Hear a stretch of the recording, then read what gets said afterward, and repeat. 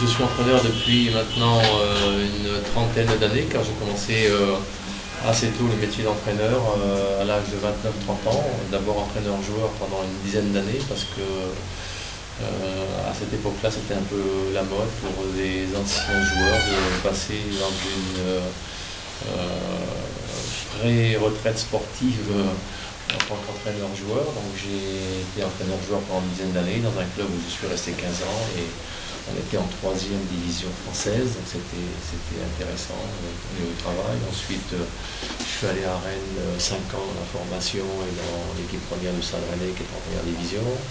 Au niveau de Guingamp en première division française pendant 2 saisons. Ensuite, je suis parti à l'étranger en Tunisie où je suis resté 3-4 ans au club africain et à l'Étoile de Sousse du Sahel, où donc on a été champion d'Afrique et demi-finale de la Coupe du Monde et Super Coupe d'Afrique.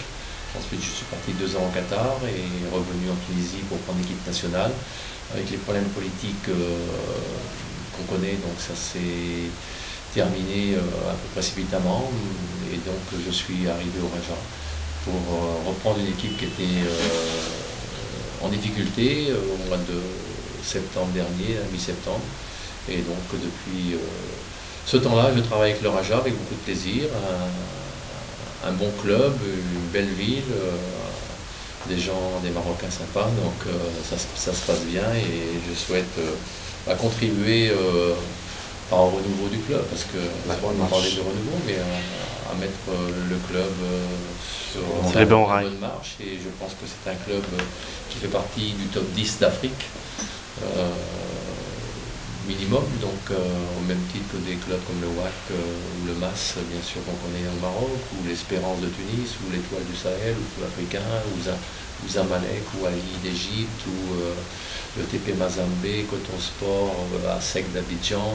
Tous ces clubs-là, pour moi, c'est le top partie du top 10 d'Afrique. Donc le Raja avait un peu disparu, comme les clubs marocains pendant quelques années. Mais sont revenus en force avec un football marocain qui est de plus en plus solide, consistant. Maintenant, il faut travailler encore plus au niveau de la formation, mais le Maroc a des structures, des infrastructures qui sont intéressantes pour permettre au championnat encore de progresser. Le Maroc est un pays stable, contrairement à beaucoup de pays proches où c'est plus difficile. On voit en Tunisie les matchs qui sont tous à huis clos, en Libye il n'y a plus de football, en Égypte il n'y a plus de football beaucoup non plus. Donc le Maroc est un pays qui doit consolider sa place sur le continent africain, et le Raja fait partie des clubs qui doivent aussi postuler pour les futurs Champions League.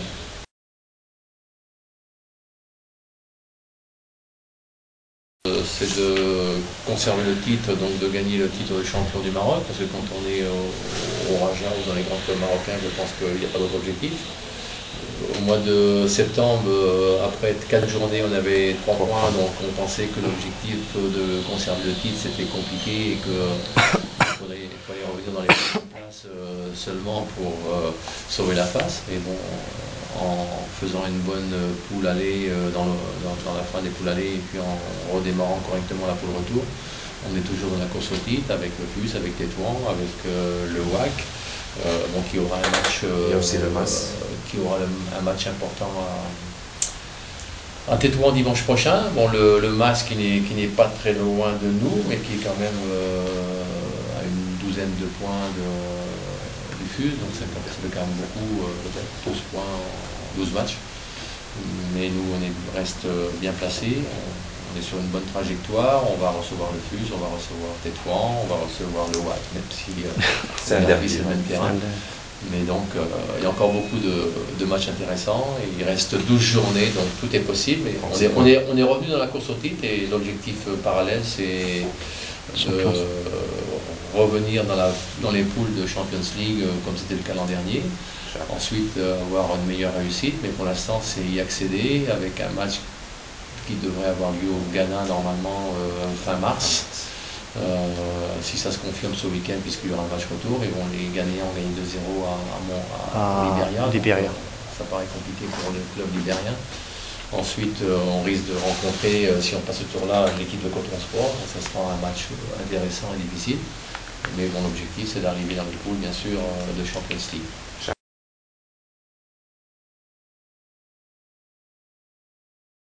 Un déficit à l'extérieur qui... L'analyse, c'est qu'à domicile, on est assez conquérant, on a eu peut-être plus de réussite, on est classé premier d'un classement des matchs à domicile, on est classé 6/7e d'un classement des matchs à l'extérieur, donc il y a un peu de déficit au niveau des matchs à l'extérieur.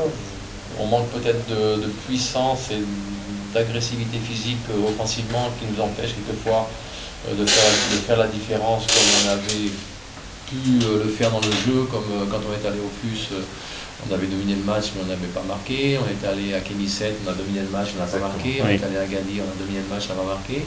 Bon, à ce moment-là, on avait des problèmes peut-être d'efficacité offensive, peut-être de manque de potentiel de joueurs. Actuellement, on a Samir, on a Bagayoko en plus devant, donc qui devrait nous permettre peut-être d'aller un peu plus loin dans l'agressivité et puis dans la faculté d'être plus réaliste à l'extérieur. Bon, pour l'instant, on a fait 2 matchs à l'extérieur, là, tout le retour, bon, qui sont 2 matchs un peu difficiles, même si on pouvait espérer gagner 1-0 au MAS, même si c'était pas mérité pour le MAS, mais bon, on menait au score 1-0, donc on a été un peu naïf. La fin. Et ensuite, le déplacement au CEMA, c'est toujours très difficile, donc on a fait un 0-0, donc maintenant on va essayer de continuer notre route à domicile, parce que en général les équipes qui sont championnes, le titre c'est souvent l'équipe qui est classée première à domicile, qui est souvent première au général aussi, donc pour l'instant on est premier à domicile avec un peu de déficit à l'extérieur, donc il faut qu'on arrive à combler ça. Et donc toujours continuer à gagner à domicile et regagner à l'extérieur pour prendre des points qui sont toujours aussi importants, puisque 3 points à l'extérieur c'est toujours égal à 3 points à domicile. Exactement.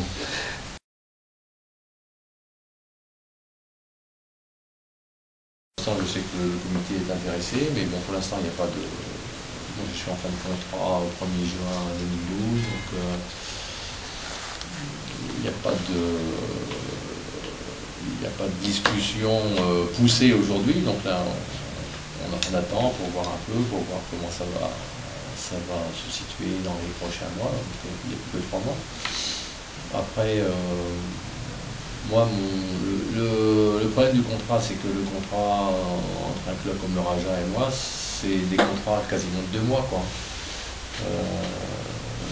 Donc le club s'engage sur 2 mois par rapport à moi, donc moi je ne peux pas m'engager sur 2 ans, 3 ans, puisque le club s'engage sur 2 mois. Puisque dans mon contrat, bon, avec un accord commun, puisque j'ai accepté ça au départ, donc si ça ne va pas, il me paye 2 mois, et donc voilà. Donc que je signe 6 mois, 1 an, 2 ans, 3 ans, 4 ans, ce sera toujours 2 mois. Donc bon, là, pour l'instant, mon contrat il dure 2 mois après le prochain match, et puis voilà.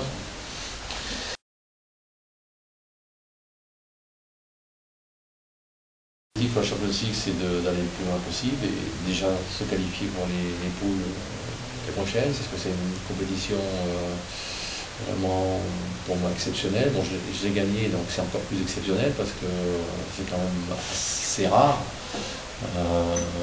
Je suis déjà un des seuls entraîneurs français à avoir gagné une Champions League. Quand on m'a dit que j'étais le premier, parce que depuis 4-5 ans, il y en a eu un autre, c'était Garzito, qui a été champion avec le Mazembe, mais quand on m'a dit en 2007 que j'étais le premier entraîneur français à gagner une Champions League, je n'avais même pas réfléchi à ça, et je me suis dit que ça devait être quand même quelque chose de rare et pas facile. Bien sûr, gagner une Champions League européenne, c'est encore autre chose, mais gagner une Champions League africaine, ça fait partie aussi des grands titres du football. Ça nous avait permis d'aller en Coupe du Monde des clubs, de faire une demi-finale de Coupe du Monde des clubs, ensuite gagner la Super Coupe d'Afrique. Surtout la gagner en Égypte. Ouais. Et le plus difficile en Champions League, c'est le plus difficile. C'est l'objectif Premier, c'est d'arriver en poule. C'est jamais facile parce que c'est des matchs aller-retour, c'est des matchs pièges. Là, on va jouer deux équipes. On va jouer le Ghana, on ne connaît pas trop, mais on sait que c'est quand même une équipe solide et que les pays d'Afrique noire ont beaucoup progressé dans les 10 dernières années. Si on passe ce tour-là, après c'est Coton Sport, bon, c'est pas un petit client, donc on sait que c'est des déplacements toujours difficiles. Mais déjà arriver en poule, c'est déjà un bel objectif. Et ensuite, bien sûr, quand on est en poule, bah, c'est de ne pas passer à côté comme l'an dernier. Donc Alors, justement, pour l'entraîneur français, il y a eu un autre entraîneur français. C'est un franco-bosniaque qui entraînait le Raja. Vahid Alilozic. Oui, exactement. Oui. Parce que le premier français, plutôt, c'était Alilozic. Il était franco-bosniaque. Oui. Puisqu'il entraînait le Raja. Il a gagné avec le Raja. Et même quand ils avaient mis dans un journal français l'équipe que j'étais le premier entraîneur français à avoir gagné une Champions League. C'est vrai, il y avait aussi. Lui, il a appelé tout de suite en disant mais après j'ai gagné. Non, c'est que vous êtes le troisième dans ce cas. Il a dit que ça fait moins français que. Ouais, mais il était franco-bosniaque. Surtout qu'il a gagné avec le Raja. Je le connais bien, c'est un ami, donc il n'y a pas de problème.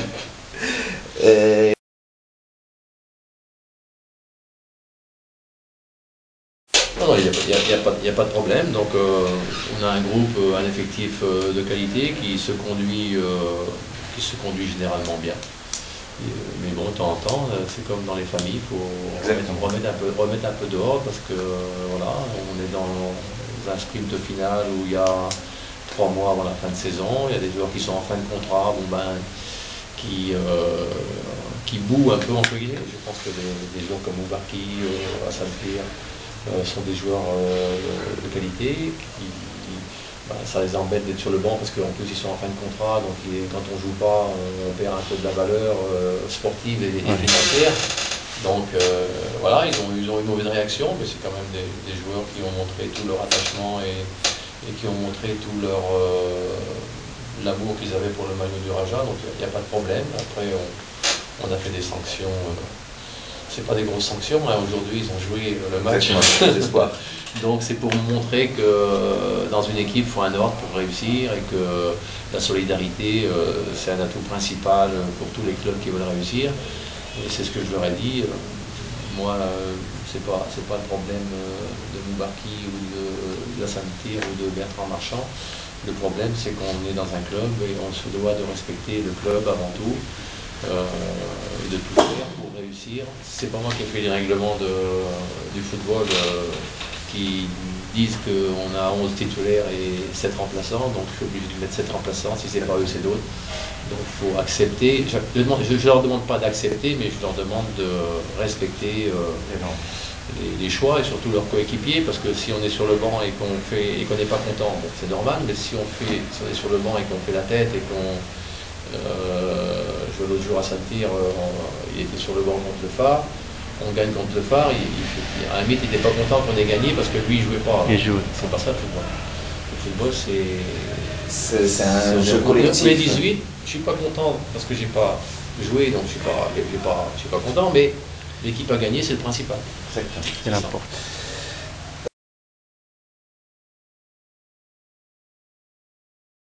Le public rajaoui est un public fantastique, déjà avec beaucoup d'attachement au club, une passion. J'ai connu ça en Tunisie et avec le club africain qui a, je pense, quelques affinités avec le Raja de Casablanca, dans les gènes, dans l'histoire peut-être un peu différente, mais avec des publics passionnés, avec beaucoup d'émotions, avec beaucoup de passion, avec un attachement fantastique à leur club. Et je trouve ça formidable. Et c'est depuis que je suis arrivé dans les pays du Maghreb, en Tunisie, au Maroc, que j'ai trouvé cet attachement au club qui est merveilleux. C'est difficile à analyser, c'est difficile à transmettre, mais je rêve de voir des matchs tous les week-ends comme le derby contre le WAC avec un public qui pousse son équipe avec un véritable 12e homme qui est le public du Raja.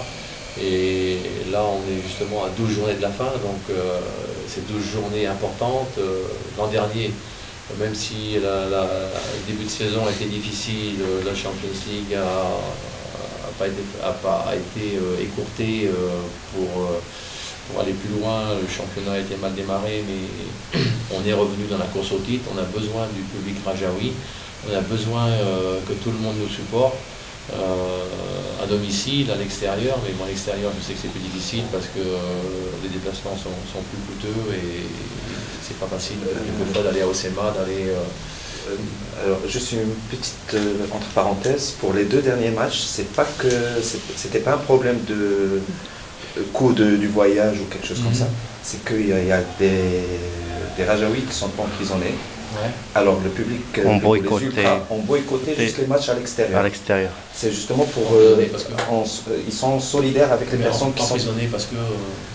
j'ai pas suivi là. Exactement. Non, parce qu'il y a eu une bagarre entre public rajaoui et Wydadi lors du derby basket. Le derby basket. Alors voilà, il y a eu... derby de basket. Exactement. Alors les Rajaouis ont été emprisonnés et le Wydadi ont été libérés. Personne n'est derrière les barreaux. Ouais. Alors ils ont boycotté juste les matchs à l'extérieur, mais à Casa non.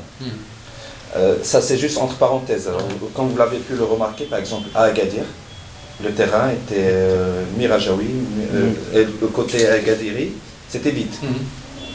Par exemple, à Hossima, il y avait beaucoup de Rajaouis. À Tétouan aussi. À Tétouan aussi. À Fès, par exemple, s'il n'y avait pas de boycott, soyez-en sûrs qu'il y aurait au moins 6000 Rajaouis présents. La même chose à Hossima. Mais les Rajaouis, c'est comme tous les grands clubs du monde. Exactement. Ils ne sont pas qu'à Casablanca, ils sont partout au Maroc et partout au monde.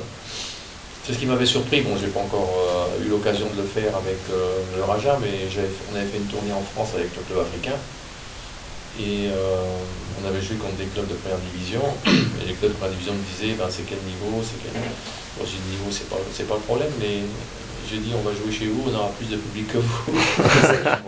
Et on a l'étranger, donc on avait joué contre Rennes, par exemple, où il y avait 2-3 000 supporters du club africain, alors qu'il y avait que 500 supporters de Rennes pour un match amical. Par exemple, match amical, Maroc-France. Je pense que le Raja, c'est pareil. S'il y avait un match Raja contre X, en France, en Allemagne, en Hollande, en Italie. L'an dernier, il était question de faire un match contre le Raja et l'OM à Paris, non? Exactement. Et le à Charlie. Ok, Monsieur Marchand, on vous remercie beaucoup. Oui, et on vous souhaite, bonne chance. Que le Raja va continuer et finir la saison sur de grands résultats et que derrière le Raja, il y aura un grand public, une grande équipe et que ça sera encore beaucoup de moments forts. Justement, alors nous on a un slogan, c'est Dima Dima Raja. Et justement, on n'est pas un public de résultats. C'est-à-dire, on est avec le Raja dans le pire ou dans le... C'est-à-dire, peu importe le classement du Raja. Parlons exactement du public rajaoui, saison 2006-2007, le Raja était mal classé et on a battu le record de public. C'est surtout les déplacements à l'extérieur. Comme quoi, on n'est pas un public de résultats. Non, mais je fais le parallèle avec le club africain parce que j'ai été là-bas pendant 1 an et demi et j'ai apprécié, même si c'est quelquefois le public est difficile, mais bon, j'ai eu la chance que ça se passe bien. Et quand on m'a dit que ça faisait 10 ans qu'ils n'étaient pas dans les 3 premiers, que ça faisait 10 ans qu'ils avaient perdu contre l'Espérance, que ça faisait 10 ans qu'ils n'avaient pas participé à la Champions League, et que je voyais tous les week-ends 30-40 000 personnes nous soutenir,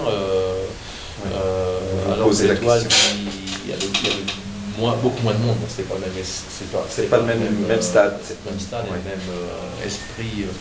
C'est pas la même ville aussi. L'Étoile est un club régional et le club africain comme le Raja, comme l'Espérance, comme le WAC sont des clubs un peu plus nationaux. Oui. Donc je trouvais formidable qu'un club qui n'avait rien gagné depuis 10 ans,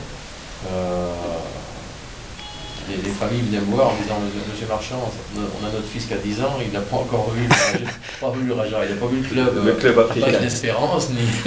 Exactement. Par exemple, justement parlant du Raja, revenons toujours au Raja, le Raja n'avait pas gagné de titre de champion durant 39 ans. Et pourtant, c'était l'équipe la plus populaire au Maroc. Ah ouais. Justement, c'est juste par son Parce style de qu'on joue jeu. unique son- style de jeu Non, mais qu'il y a. Ouais. je pense que oui, il y a un style de jeu, il y a un esprit, quoi. Il y a un esprit Exactement. Raja. Je pense que les gens ont besoin de se raccrocher à des valeurs. Exactement. C'est pour ça que le Raja aussi doit être un club entre guillemets sérieux, doit y avoir de la discipline, doit y avoir du respect. Moi, c'est ce que je demande aux joueurs avant tout. Hein, c'est pas de respecter l'entraîneur ni les dirigeants, c'est de respecter le club. C'est ça le plus important. Plutôt de l'eau. Parce qu'il y a tellement de supporters et quelquefois des supporters qui n'ont pas de grands moyens mais qui vont tout donner Pour qu'ils puissent aller au stade. pour aller au stade, pour aider le club. Ce serait quand même,